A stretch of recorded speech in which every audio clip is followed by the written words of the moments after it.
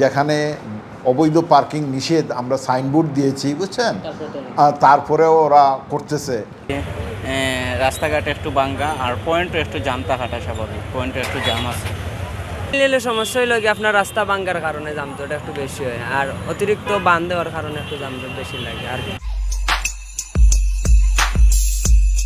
নগরীতে যানজটের সমস্যা দিন দিন প্রকট আকার ধারণ করছে। আমজনতার বয়ানে আজকের পর্বে যানজট নিয়ে আমরা সাধারণ মানুষের বক্তব্যগুলো আপনাদের কাছে তুলে দেওয়ার চেষ্টা করব। চলুন শুরু করি। যেখানে অবৈধ পার্কিং নিষেধ আমরা সাইনবোর্ড দিয়েছি, বুঝছেন, তারপরেও ওরা করতেছে। এইখানে আমরা জেল অনেক সময় ভ্রাম্যমাণ আদালত দিয়ে আমরা জরিমানা করার চেষ্টা করি, অবৈধ পার্কিংয়ের জন্য মামলা টামলা দেওয়া হয় আর কি। নগর পরিবহন অ্যাকচুয়ালি আমাদের সিলেট সিটি কর্পোরেশনের নিজস্ব কোনো না, আমরা মানুষদেরকে সাপোর্ট দেওয়ার জন্য, মানে নগরে একটা সুষ্ঠু পরিবহন ব্যবস্থা গড়ে ওঠার জন্য একটা প্রাইভেট অর্গানাইজেশনকে সাথে নিয়ে, আমরা শুধু অর্থনৈতিকভাবে আমরা কোনোভাবে জড়িত না, এটা ক্রয়ের ক্ষেত্রে বা কোনো ক্ষেত্রে আমরা একটা ডিরেকশন দিচ্ছি যে তোমরা এইভাবে চলো বা এইভাবে চললে মানুষের উপকার আসবে। এই কিছু কয়েকজন মিলে একটা সমিতি বা মাধ্যমে ওনারা গাড়িগুলা কিনছে এবং ওনারাই এইগুলা তত্ত্বাবধান করে বা এর থেকে আয় ব্যয় যেটা আছে তারাই নেয়। এটা সিটি কর্পোরেশন করে না। সিটি কর্পোরেশন জাস্ট মানুষের মানে পরিবহনের সুবিধার্থে একটা রুটিং ব্যবস্থা করে দেয় আর কি। রুটিং ব্যবস্থা যেটাকে পারমিট বলে, পারমিটটা আমাদের সিটি কর্পোরেশন থেকে এবং মাধ্যমে এই যে একটা কমিটি আছে, কমিটি যেটা রোড ট্রান্সপোর্ট অথরিটির মাধ্যমে পুলিশ কমিশনার মহোদয় এটা সভাপতি, এটার মাধ্যমে একটা ব্যবস্থাপনা সৃষ্টি করে দেয়া। অ্যাকচুয়ালি না, সিটি কর্পোরেশনের মালিকানাধীন বাস না। মালিকানা যেটা আছে এটার মালিকানা থাকলে এটার কাগজপত্র সিলেট সিটি কর্পোরেশনের নামে থাকতে হবে, বুঝছেন, এটা সিটি কর্পোরেশনের না।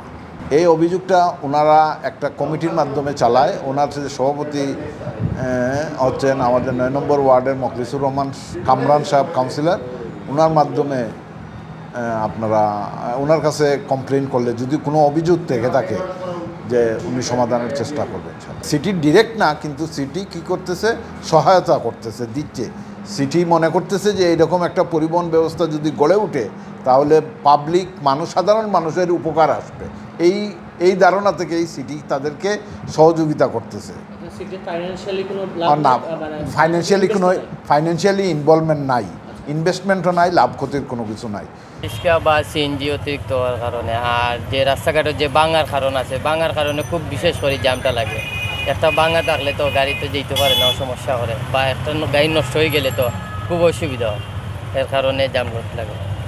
আসল জিনিস হইল যানজট। যে জিনিসটা সিলেট শহর হইল গিয়ে আপনার বর্তমানে সিলেট শহরও যেগুলা গাড়িগুলো আছে এই গাড়িগুলো আপনার শহর হিসাবে বেশি, সিএনজি গাড়ি বেশি শহর ও যানজট। আর যানজট হওয়ার মেইন উদ্দেশ্য হইল গিয়ারি এখন বর্তমানে এই যে আপনার মার্কেট 8টার সময় বন্ধ হয়, এর আগে বিভিন্ন মানুষ সকাল কিলা করিয়া বা যারা করিয়া বাড়ি যেত কি 8টার আগে, এটা যানজট।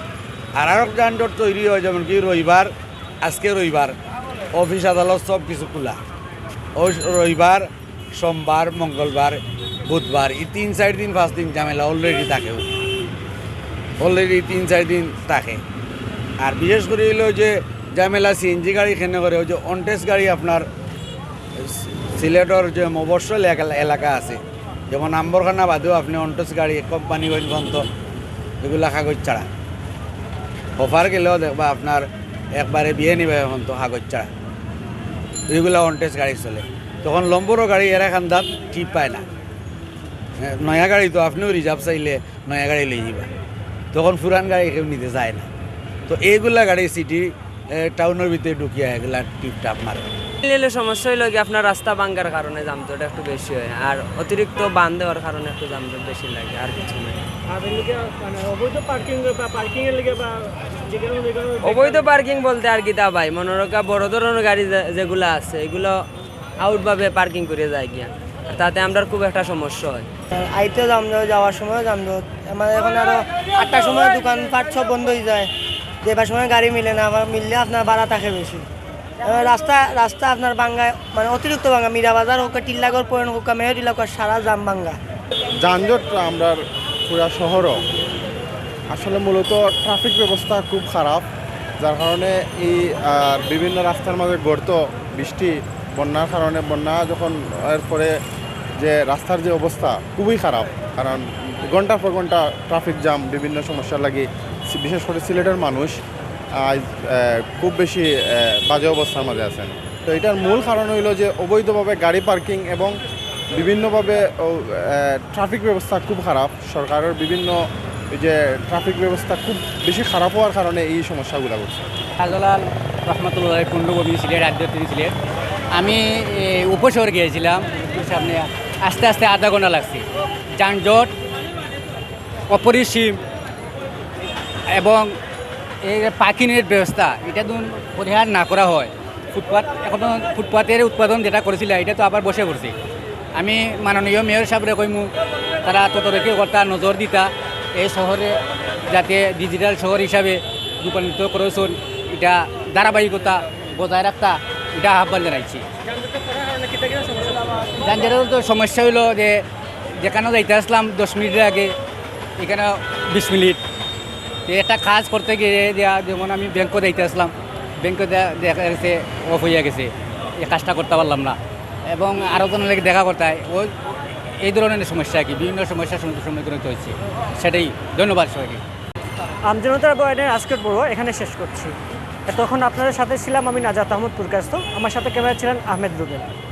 আমজনতার বয়ানের আগের পর্বে আবার দেখা হবে। ততক্ষণ সবাই ভালো থাকুন, সুস্থ থাকুন, বাংলা সাথেই থাকুন।